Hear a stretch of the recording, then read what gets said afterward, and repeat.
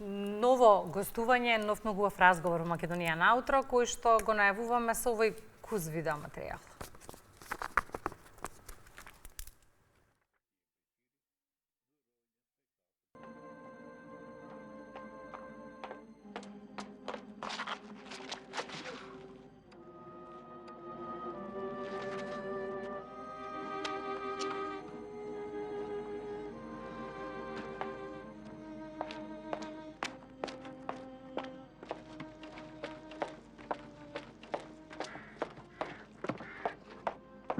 Добро утро, директорке. Добро утро. Ај гледај си ги книгите.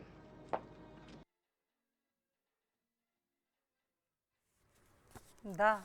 Една од најстакнатите фигури на македонската театарска сцена, актерката Снежана Куневска-Руси е добитничка годинашна наградата за животно дело на Македонскиот театарски фестивал Војдан Чернодрински, за кој што говоревме многу изминативе денови во утринската програма. Официјалниот старт е утре, трае до 13 јуни. Наградата за животно дело ја добива заедно со незините колеги Сонја Михајлова и Гоце Тодоровски.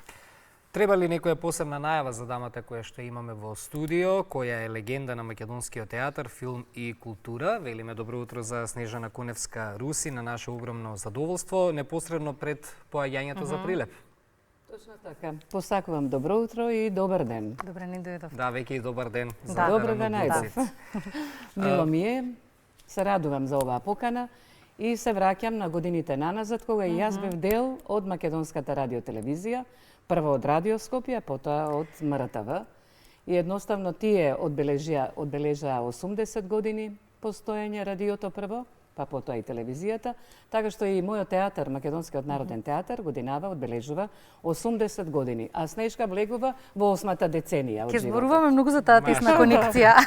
Така ги побрза бројки. Пробавме да направиме еден својден пресек на сработеното низ годиниве, да го представиме во бројки, по тоа од прилика изгледа вака: 48 театарски улоги, 10 улоги во серии и во филмови и 20 режии и асистенции на режија.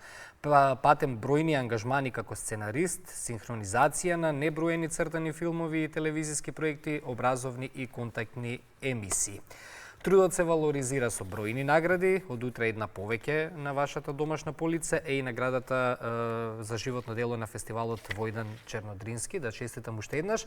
Што за вас лично значи ова признание? Кои беа првите мисли кога го слушнавте вашето име? Велиме наградите си доаѓаат некако следствено тука се, како што нели ни тече кариерата, но драго е кога ги добиваме. Па веројатно е убаво дека сте дочекале да добиете така награда за животно дело, секак е тоа голем простор, временски. И сега со вашето прашање толку и толку бројка улоги и така натаму, морам веднаш да кажам дека и јас почнав да ги бројам, иницирана од вашето прашање. И сватив дека 80 се, не се 48. Двојно повеќе. Двојно повеќе и намерно говорам 80, 80, 80. Има и повеќе, само ги одделувам тие што се главни улоги и улоги кои што сум ги играла во останатите театри низ Македонија, во Куманово, во Велес, во Штип, во Струмица и во Битола. Единствено, веројатно, во Прилеп немам одиграно некоја улога со нивниот ансамбл, ами само гостување од Македонскиот народен театар на самите игри. А наградата, можам да кажам дека чувството прво беше шокантно, изненадувачки нормално, бидејќи такво нешто нити си предпоставувал, нити си очекувал. Едноставно само размислуваш што е следен проект, што е следна задача, со кого ќе работиш, со кој режисер би работел, така што други се нашите инспирации за работа. Енергијата на умот, точно така ги создава фактички и мудроста на известен начин, и самиот живот. А кај мене, да кажам, наградите стојат во папка, во некој плико, а инаку книгите стојат на полици. Така што одбраниот дел што го имате од серијата Големи и мали, каде што вели гледај си работата, книгите и така натаму, тоа е главно мото на Снежка. Читај, читај и читај.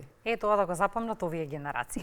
Со следното прашање ќе ве вратиме години наназад. Кој беше пресудниот момент кога одлучивте дека актерството е вашиот пат и да треба и ве сега, да речеме, во денешно време повторно да се донесе таа одлука? Би ја донеле истата одлука? Не постои, не го прифаќам тоа прашање, Добра. бидејќи Такво нешто не постои во животот, не ни знаете каде ќе ве однесе патот. Снежка секојаш била на раскрсница. Дали ќе остане во Србија, ќе говори српски, дали во Македонија ќе го изучи, ќе го совлада македонскиот јазик, потоа дали ќе остане во радиото, или ќе отиде на академија, па ќе заврши глума, а не право. Таткото сакаше право, а Снежка отиде криво. И отиде на друг факултет.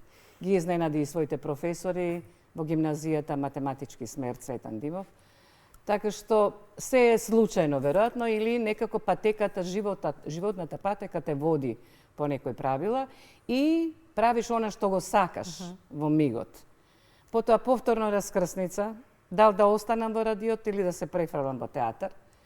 Повторно дилема, дал да останам во театар или да бидам професор на факултетот за драмски уметности. Бев избрана за асистент на актерска игра и сценски говор. И едноставно нешто во мене пресече. Веројатно не овој термин во радиото, станување во 3,5, доаѓање во 4 часот, тогаш се отвораше така програмата, таква програмска шема имаше. Навечер до ниедно време нормално, во текот на денот одите на настава, на проби, во театар и едноставно можеби времето ме насочи да отидам на некое комотно време, се вели тоа. Кај глумците. Извини, Ване, добро што сте одлучиле за тоа, ние профитираме низ годините слушајќи ве и гледајќи ве, но воопшто не била лоша идејата и на вашиот татко за право. Можам да замислам каква би биле во судница. Веројатно добив неколку судски, што велиме, нели, процеси како директор на МНТ, на драмата на МНТ. Така што, значи, сум умеела да се снајдам и таму, а мојот професор Илија Милчин вели, кога ќе ти ги погледнам оценките од дипломата, ти треба да одиш на некој друг факултет кај што се учи. А ова овде е забава. Добро, ама некогаш сакате и да се забавувате, да играте. Добро, тоа се гледа и по вас, по енергијата која што ја носите. Веднаш кога дојдовте во студиото тука, споменувате 8 деценија во животот, и јас не би ви дал повеќе од... Не мора да ми давате, јас ќе си додадам сама. Не мора ни да си додавате, нема потреба да си додавате ни вие. Навистина се чувствува тоа по човек и се гледа, нели, како живее и како ја поминал професионалната кариера. Се сеќавате на првата улога? Какво искуство беше тоа? Како нема да се сеќавам? Режисерите Ќостаров и Ставрев ја одбраа Малата Снежка да учествува на премиера на представата Скуп за одбележување 50 години јубилеј на Петре Прличко. И мислам дека тогаш не можеа актерите да ги прифатат новите генерации. Значи, после 30 години од прилика доаѓа нов бран генерацијски во театрите и тежок беше мостот. А човекот, главна дејност на човекот е да биде мост. И јас така прифаќав и едноставно мојата генерација е мост меѓу таа ветеранската, што велам, генерација, до оваа сега што е средна, а таа средна сега ќе биде, сега со мост, за најновата генерација. Така што тоа се убави моменти кога можете да ги премостите нештата. Не доживеав премиера, мојот професор Владимир Милчин ми ја даде првата задача во представата Хелдерлин, каде што играв 4 улоги. 2 девојки и 2 момчиња. Значи, мојата височина беше предност. За некого е можеби комплекс или проблем, но за мене беше квалитет. Можев да играм се што сакам или што сака режисерите. Дете, девојче, момче, девојка, невеста. И да стасам сега, нели, мајка, па потоа мајка, па сега и баба. Така што се можеше да се изигра. Кои беа луѓето вака кога ќе помина извесен период на години и почнуваме да се присеќаваме на тоа што сме направиле, секако ги споменуваме луѓето кои што влијаеле на нашето формирање како личности па и професионално градење. Кои се луѓето кои што вам најмногу ви влијае на формирањето како актер? Знаеш колку е голем списокот? Да. Да. Ќе почнеме да кажеме од радиото, на спикерската група, Оливера Попанкова и Иван Антонов, првите мои учители. Потоа соработката со Миле Попов, со Беличанец, со Саздов, со Тегов, со Борче Крстевски, така што со Благоја Крстевски. Така што тие први средби и со уредниците на Пладневниот радиовесник и Вечерниот, кој што ја посакуваа Снежка секогаш да чита, бидејќи читаше прима виста. Знаете што значи тоа, нели? Не го познаваш текстот, првпат го гледаш, читаш без грешка. Да, колку е познато тоа.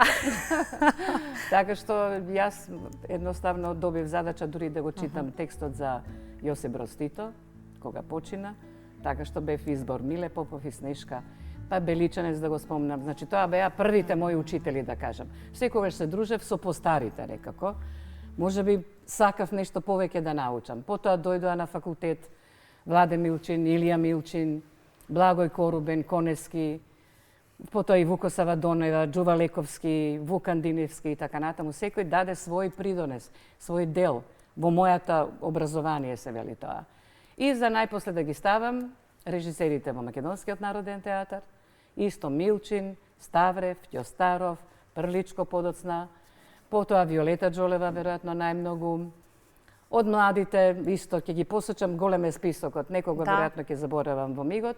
Меѓутоа, од нив учев како да се движам, како да действувам на сцената.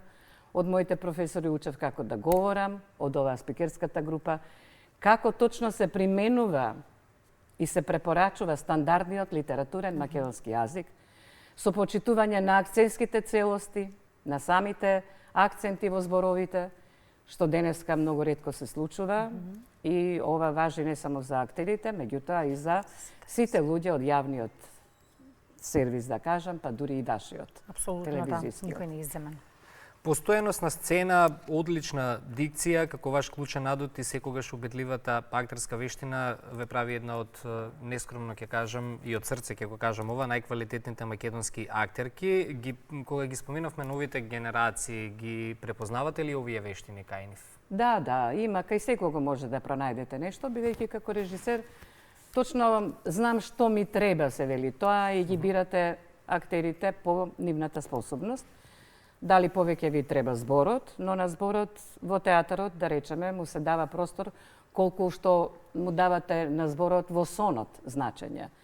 Битно е да се потенцира драмското дејство, да знаете пластично да се движите, да управувате со телото, а енергијата на умот ќе ви помогне, и срцето заедно нормално, ќе ви помогне да го остварите ликот. Бидејќи тоа што го посакува срцето може да го остварите преку умот нормално и преку нервите. И се споредува нашата професија со спортисти. И тоа на маратонски трки. Значи мора да имате сила, енергија, ум, принцип како тоа да го спроведете и како до резултат да дојдете. Така што секоја млада генерација носи свој белег. Ако порано после 30 години доаѓа нови генерации, сега доаѓаат после 20 години. И јас се гордеам што имаме една млада енергија, која што веројатно повеќе се насочува на стенд-ап варијантите.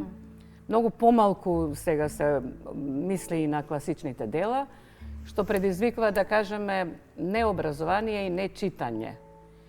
Обично подготвувам и некои деца, ученици кои сакаат да студираат на факултетот за драмски уметности, и првиот разговор ми е, прашувам кое дело драмско сте го прочитале. И одговорот е ни едно. И тогаш велиме пријатно довидување, најдете си друг. Значи не може, ако не го поминете тој пат, за да може да продолжите, се вели натаму, нема што да работиме. Нема што да работиме, да. Тука значи нема ентузијазм. Да, точно така. И подвижноста е многу битна, и секако примената на македонскиот јазик. Има улоги каде што може да се изразувате и поинаку, нели, на некој дијалект, и тоа е нашето богатство. Меѓутоа, тоа може да биде една до две улоги внатре во самиот проект, а основата да биде, бидејќи вие сепак го образувате населението од најмалата возраст до најголемата. И додека се подготвувавме во текот на вчерашниот ден за разговорот, ми падна на памет дека на нашата генерација родени 80-тите па и 90-тите апсолутно нема потреба да се спомена вашето име, него само на еден секунд, еден фрагмент да се слушне вашиот глас и да знаеме за кого станува збор. Бројни се проектите на кои што сте работеле низ годиниве токму во нашата куќа, голем дел од нив посветени на младинската едукација, на едукацијата на децата, тоа што ни недостасува во секојдневното живење, и благодарни сме што раставме со вас и што ни го дадовте тоа, но таа работа создаде многу голема емотивна врска пак со нашата куќа. Точно така. Јас сум и ваша горда, куќа. Да, јас сум горда што сум израснала генерации деца, па потоа генерации родители на тие деца и на новите деца. И едноставно средбите со луѓето на една улица просто во градот ќе дојдат да ве поздрават и се чувствувате навистина горди. Дали вели срам ми е да кажам дека со тебе израснав. Не велам, јас се радувам што и ти си дел од моето, што викам, делување и учителствување на известен начин. Така што само можам да бидам горда и едноставно преживеав да бидеме прво на една друга формација, овде на нас синхронизација на цртани филмови со Таска Габровска, каде што аналогно беше снимањето, за да преминеме во дигитално снимање на синхронизирање на цртаните филмови. И ден денес се бавам со синхронизација, посебно продукцијата од Њу Йорк, каде што ги направивме филмовите Штрумфови, Тарзан и многу други. И така. Споредувавме како било порано, како е денес, ајде и толку, нели, најверојатно и целиот свет ги поминува истите фази што и ние, развој социјални медиуми, нови медиуми и слично. Меѓутоа, ајде така и да го завршиме разговорот, како го гледате денеска македонскиот народен театар, денеска македонската глума? Ги следиме трендовите. Што е она што можеби му недостасува, поддршка, публика, нови македонски драмски текстови? Не, секој се кажува за своето време, Така. а јас ја имам девизата секое време носи свое бреме. И едноставно тие имаат ново бреме, без оглед што се влезени во новото време, и мора да се справат со него и тие самите да најдат начини. Клучот на било која представа е кај режисерот, тој е тој што раководи и финализира еден одреден проект, и едноставно во него мора да верувате, а тој мора да се влюбува во вас, бидејќи неговата работа е барање бисерно камче во морето. Тоа ако постигнете како релација да го направите со режисерот, тогаш постигнуваме и висока резолуција на представата. Јас сега сум горда што моите колеги, машката генерација, 12-ката, гостуваат низ цела Македонија на фестивалот во Велес. Народниот пратеник доби специјална награда на Стерино позорје после толку години кога добивме со Стрекна Нова 48 со режисерот Унковски на Стерино позорје, еден куп награди.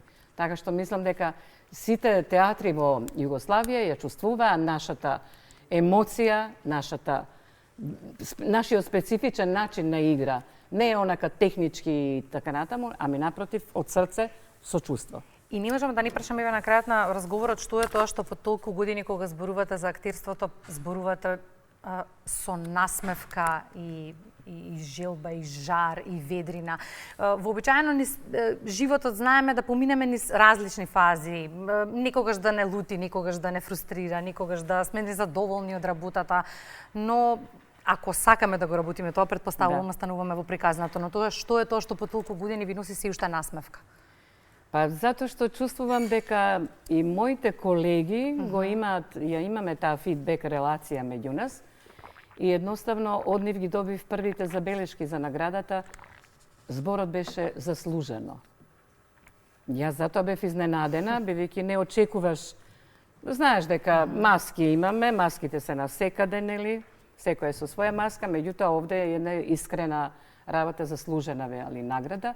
Едноставно не сум толку насмејана кога работам со актерите, ако ги прашате ќе ви кажат колку може лоша да биде Снежка, затоа што барам многу и очекувам многу.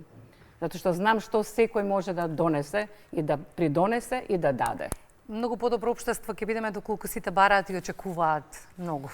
Подобро општество би биле ако ја имаме љубовта, која е на исто рамниште како и силата, колку повеќе ја трошиш, толку повеќе ја имаш. И едноставно, ако сите говориме за љубовта и со љубовта, нема да постојат ни закони. Да, таа движи. Благодариме многу за гостувањето во денешното. Ви благодарам за поканата. Наутро. Се убаво.